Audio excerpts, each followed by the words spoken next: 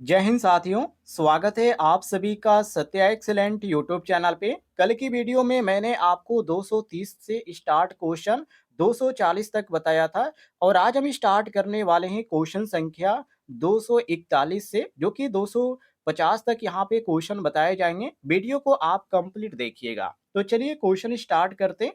जहाँ पे पूछा जा रहा है कि एक three phase star connected load में प्रत्येक फेज का प्रतिरोध 30 ओम है तथा लाइन वोल्टेज 415 वोल्ट है।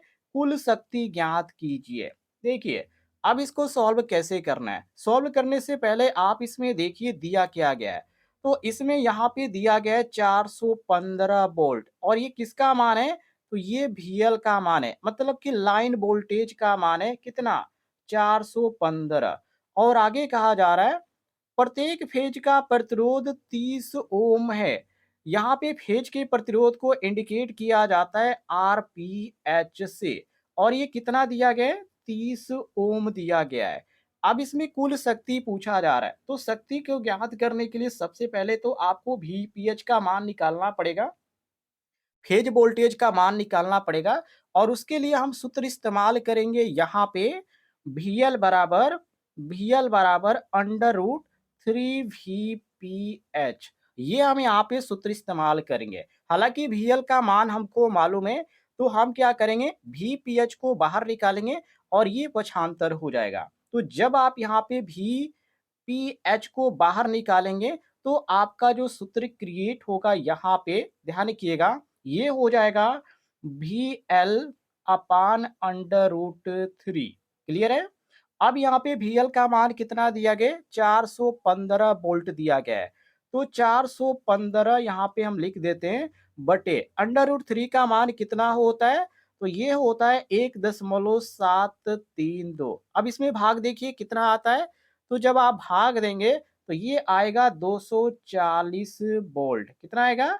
240 वोल्ट आएगा। और ये किसका मान अभी हमने निकाला? तो ये VPH का निकाला। ध्यान रखिएगा। अब यहाँ पे देखिए, अब आगे यहाँ पे क्वेश्चन में कहा जा रहा है फेज वोल्टेज, यहाँ पे लाइन वोल्टेज जो कि 415 वोल्ट है और यहाँ पे कुल शक्ति ज्ञात कीजिए। तो फेज वोल्टेज यहाँ पर आपको निकालना है। ये हमारा फेज जो यहाँ पे निकल के आया, VPH का मान यहाँ पे निकल के आ गया। अब हमको क्या करना है, अब यहाँ पे यहाँ पे करंट आपको लाइन वोल्टेज आपको यहाँ पे निकालना पड़ेगा। तो इसके लिए हम यहाँ पे एक और सूत्र का इस्तेमाल करेंगे, या आप यहाँ पे डायरेक्ट भी लिख सकते हैं। इसका जो सूत्र होता है P बराबर होता है अंडर रूट 3 VL IL, क्योंकि यहाँ पे शक्ति ज्ञात करने के लिए किया जाता है और शक्ति को इंडिकेट किया जाता है P से। तो ये हमारा सूत्र है P बराबर अंडर रूट 3 VL × IL। अब यहाँ पे देखिए, अब यहाँ पर ही आप कंफ्यूज हो जाएंगे, क्योंकि यहाँ पर तो आपको IL कहीं देखने को नहीं मिल रहा है। तो इसमें जो एक स्टेटमेंट होता है, IL बराबर होता है, IL बराबर होता है साथियों IPH। IPH, तो यहाँ पे IPH निकालने के लिए आप क्या करेंगे? तो IPH बराबर, ये अभी आपने 240 यहाँ पे जो निकाला है वो किसका मान आया था? तो वह साथियों VPH का आया था। तो VPH अपान RPH इसका सूत्र होता है। VPH अपान RPH। VPH का मान आपने निकाला 240 आया था और बटे RPH का मान 30 दिया गया है क्वेश्चन में। देखिए 30 ओम दिया गया है।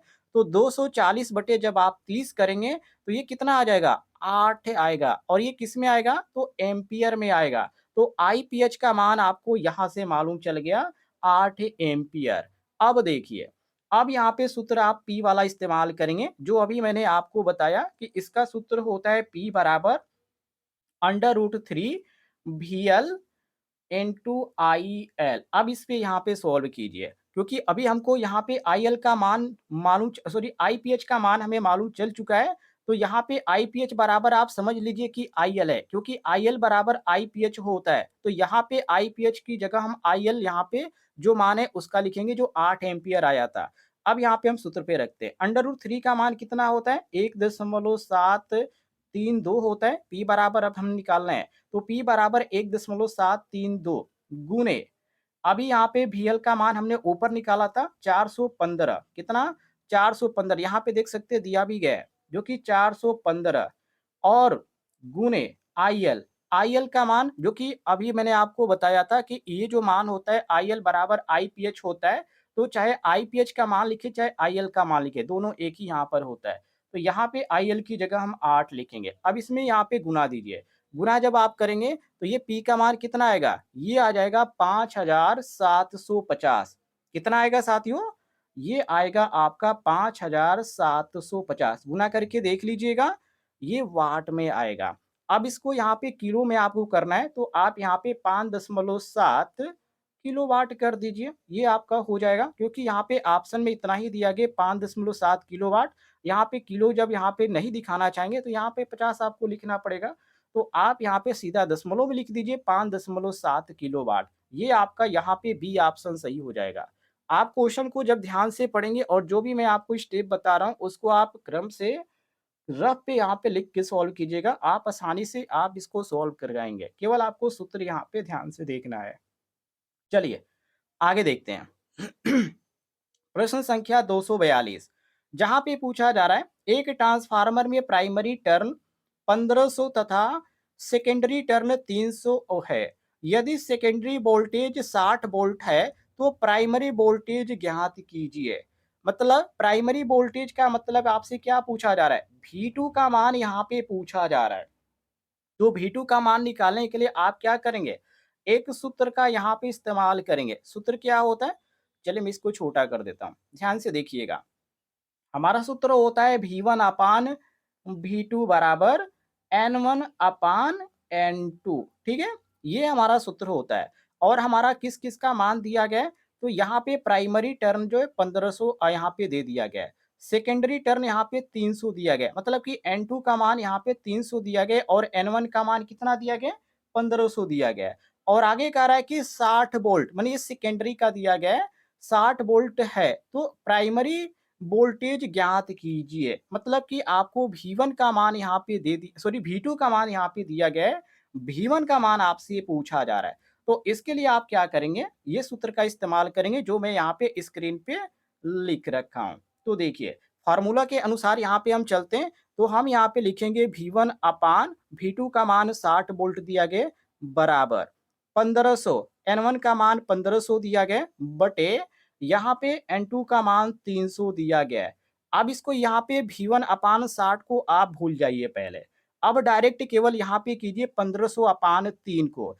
तो 1500 भागे आप यहाँ पे 300 करेंगे तो ये कितने बार में जाएगा? तो ये आपका 15, ये आपका जाएगा 3 पचे 15, ये आपका 5 आ गया। अब देखिए, अब इसको लाइए V1 अपान 60 और यहाँ पे बराबर आप 5 कीजिए। मैं यहाँ पे लिख देता हूँ, थोड़ी-सी मोबाइल पे यहाँ पे बताने में दिक्कत होती है।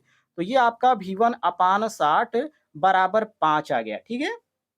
अब देखिए, अब क्या कीजिए 6 को साथियों यहाँ पे आप ना इधर भी ला सकते हैं।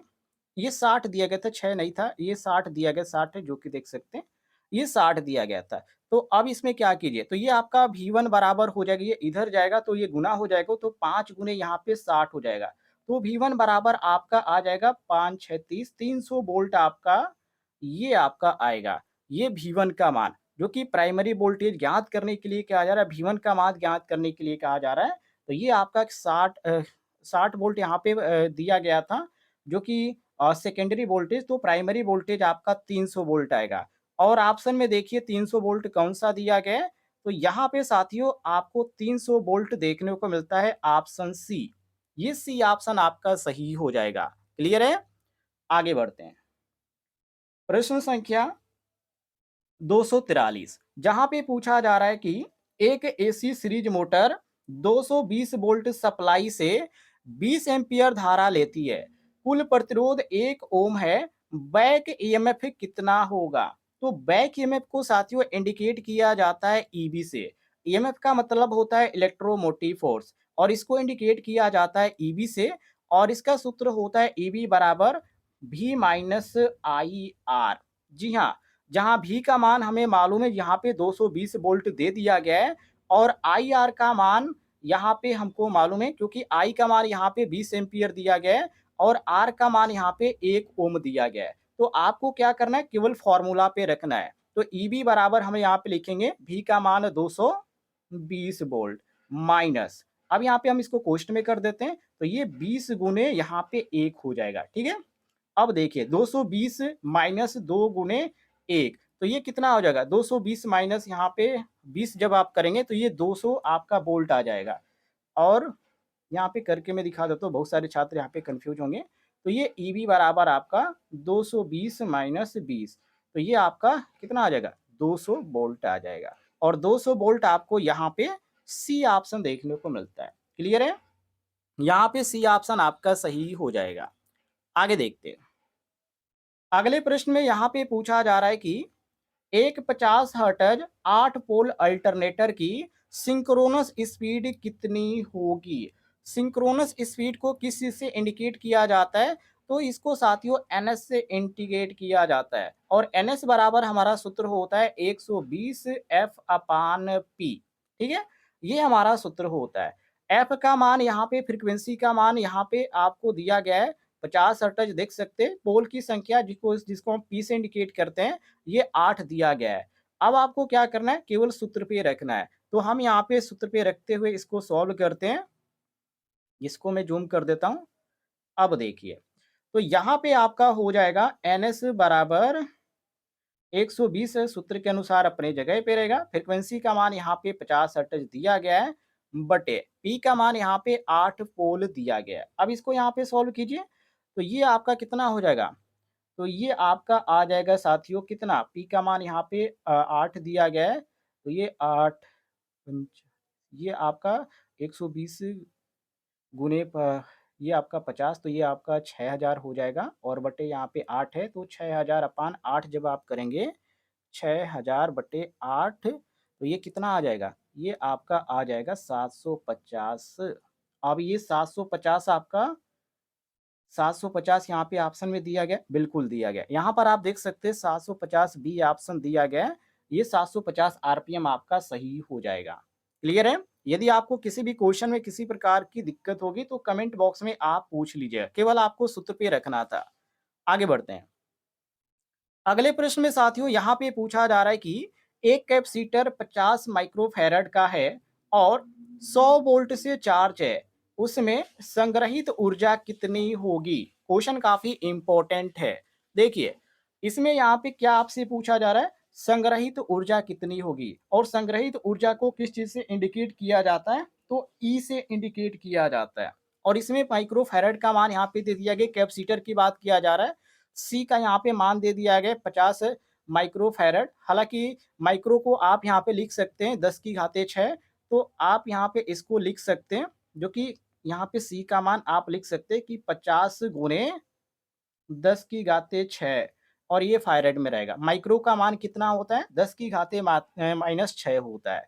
तो अब आपको क्या करना है, सूत्र आपको ध्यान रखना है। तो सूत्र क्या होता है इसका, इसका सूत्र होता है साथियों ई बराबर 1/2 CV स्क्वायर, ये आपका सूत्र है। इसी सूत्र पे हम इसको सॉल्व करने वाले हैं। तो यहाँ पे ऊपर मैं इसको लिख देता हूँ जूम करके, देखिएगा ध्यान से। तो यहाँ पर हम सूत्र पे रख रहे हैं, तो यहाँ पर आपका ई बराबर 1/2 जो सूत्र में वो रखेगा। और उसके बाद यहाँ पे सी का मान 50 गुने 10 की घाते माइनस 6 हो जाएगा, गुने यहाँ पे भी जो कि स्क्वायर में, तो भी का मान यहाँ पे 100 वोल्ट दिया गया है, तो 100 का ये क्या हो जाएगा, स्क्वायर हो जाएगा। अब देखिए, ये 100 का स्क्वायर हो जाएगा, तो ये 100 का स्क्वायर कितना होता है, 10,000 हो जाएगा। ये हो गया 10,000, और ये 50 गुने 10 की घाते माइनस 6 है, और गुने आप जब 10,000 करेंगे तो ये तो दशमलव में जाएगा। मैं इसको करके देखता हूँ। तो जब यहाँ पे 50 गुने 10 की घाते माइनस 6 करेंगे, गुने यहाँ पे 10,000, तो ये इसका मान आएगा 0.5, ये आपका आ जाएगा। तो ये आपका 0.5, और ऊपर जब आप यहाँ पे लिखेंगे 10 की घाते माइनस 6, और ये आपका, तो ये 50, तो ये आपका ई बराबर आपका आएगा साथियों, ई बराबर आएगा 0.5 गुने 0.5, तो ये आपका 0.25 जूल आएगा इसका आंसर। ठीक है, आप इसको ध्यान से देखिए। ये आपका 1/2 है, तो उसको आप करेंगे तो आपका 0.5, और गुणे 0.5, तो ये आपका आ जाएगा 0.25, ये आपका ई का मान आएगा। अब यहाँ पे देखिए कौन सा सही दिया गया है, तो 0.25 जो दिया गया है वो ऑप्शन यहाँ पे बी दिया गया है। तो बी ऑप्शन हमारा यहाँ पे सही हो जाएगा। क्वेश्चन काफ़ी ईज़ी है, केवल आपको सूत्र को ध्यान रखना है। अब देखिए क्वेश्चन संख्या 246 को, जहाँ पे पूछा जा रहा है एक बैटरी का ईएमएफ 48 वोल्ट तथा आंतरिक प्रतिरोध 2 ओम है। यदि बाहरी प्रतिरोध 10 ओम है तो धारा कितनी होगी? धारा मतलब कि आई का मान यहाँ पे पूछा जा रहा है और क्या दिया गया, आंतरिक प्रतिरोध दिया गया और बाहरी प्रतिरोध दिया गया है। तो ध्यान रखिएगा एक बात, जो यहाँ पे बाहरी प्रतिरोध होता है उसको इंडिकेट किया जाता है कैपिटल आर से, और जो यहाँ पे आंतरिक प्रतिरोध होता है उसको इंडिकेट किया जाता है स्मॉल आर से। और हमारा सूत्र क्या होता है? हमारा सूत्र होता है यहाँ पे साथियों आई बराबर E upon capital R plus small R, ये हमारा सूत्र होगा। अब यहाँ पे कैपिटल आर और प्लस यहाँ पे आर दिया गया, तो इसको हम पहले ही सॉल्व कर लेते हैं, क्योंकि 10 और प्लस आपको 2 केवल करना है, तो ये आपका हो जाएगा 12। ठीक है, अब ये आपका आ गया 12 और ई का मान यहाँ पे कितना दिया गया है, तो ई का मान साथियों 48 यहाँ पे देख सकते हैं वोल्ट दिया गया है। तो ये आपका 48 यहाँ पे ई का मान रखिए, तो 48/12 और 48 बटे जब आप 12 करेंगे आई बराबर 48/12, तो ये आपका देखिए कितने बार में जाएगा, 4 बार में जाएगा। तो ये आपका 4 एम्पियर, जो कि ऑप्शन में जो देखने को मिलता है ऑप्शन बी, ये आपका सही हो जाएगा। काफी इजी था। आगे देखते हैं। अगले प्रश्न में यहाँ पे पूछा जा रहा है प्रश्न संख्या 247, एक थ्री फेज मोटर 440 वोल्ट पर 15 एम्पियर धारा लेती है तथा पावर फैक्टर 0.7 है। वास्तविक शक्ति ज्ञात कीजिए। तो यहाँ पे वास्तविक शक्ति मतलब पावर का मान यहाँ पे पूछा जा रहा है, तो P बराबर हमारा सूत्र होता है 3 VL I L cos theta. कल की डेट में मैंने इस पर क्वेश्चन बताया था।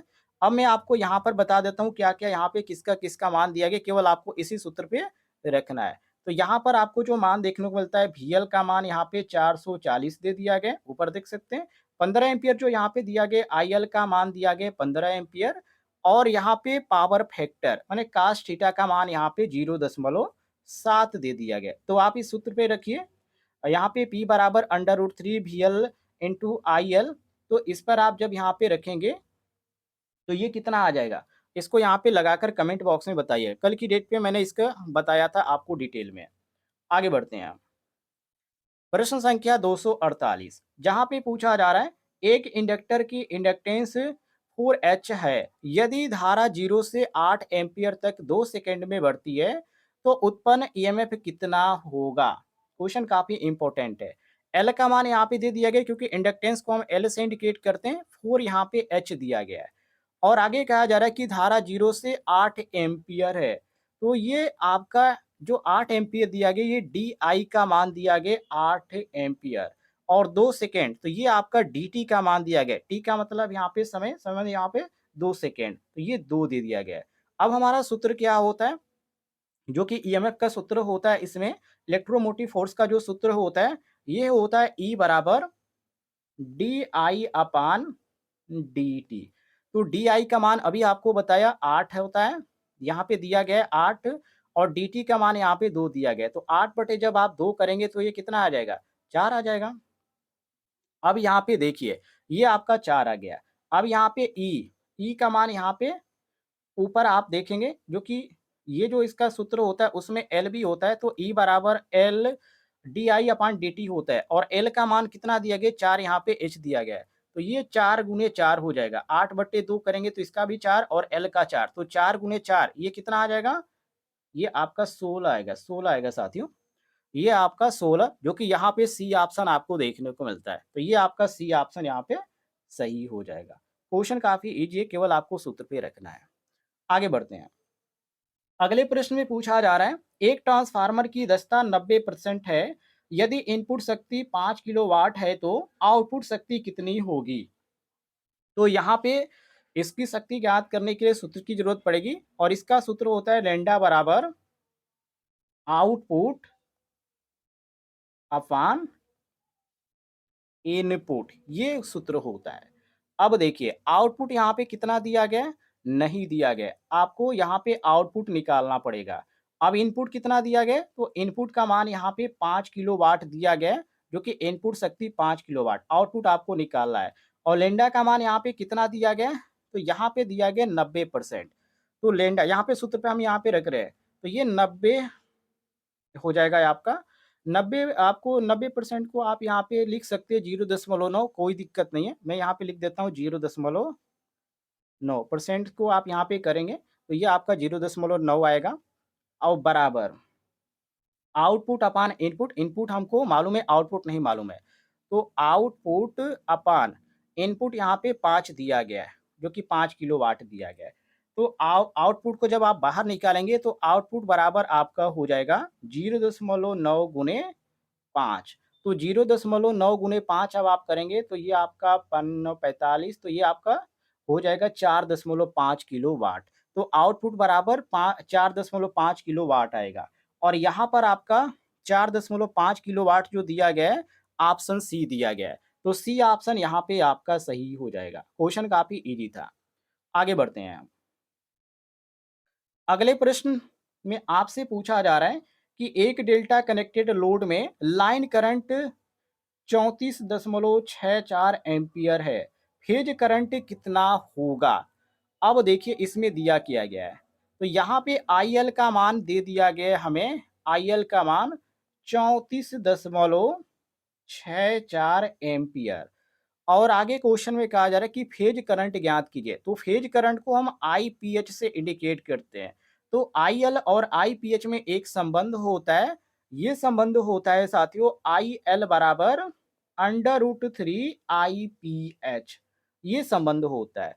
अब हमको मालूम कि कौन सा मान मालूम है, तो हमें यहाँ पे मालूम है एक का मान, जो कि यहाँ पे IL का मान। तो IL का मान यहाँ पे हम लिख देते हैं 34.64 बराबर √3। तो √3 का मान कितना होता है? 1.732 होता है और गुणे IPH। तो IPH का मान हमें नहीं मालूम है, तो केवल 1.732 लिखेंगे और गुणे IPH लिख देंगे। अब IPH को जब आप भाषांतर करेंगे, बाहर जब आप निकालेंगे, तो IPH बराबर आपका हो जाएगा, ये बटे में हो जाएगा। तो यहाँ पे 34.64 अपान 1.732 होगा। मैं यहाँ पे पूरा काट के लिख देता हूँ। ये आपका हो जाएगा 34.64 बटे 1.732, ये आपका हो जाएगा। तो जब इसमें आप भाग देंगे तो ये आपका 20 एम्पियर आएगा। भाग देकर देख लीजिएगा और यही आपका आंसर आ जाएगा 20 एम्पियर। यदि आपको किसी भी क्वेश्चन में किसी प्रकार का डाउट है तो कमेंट बॉक्स में आप पूछ लीजिएगा, आपको जानकारी मिल जाएगी।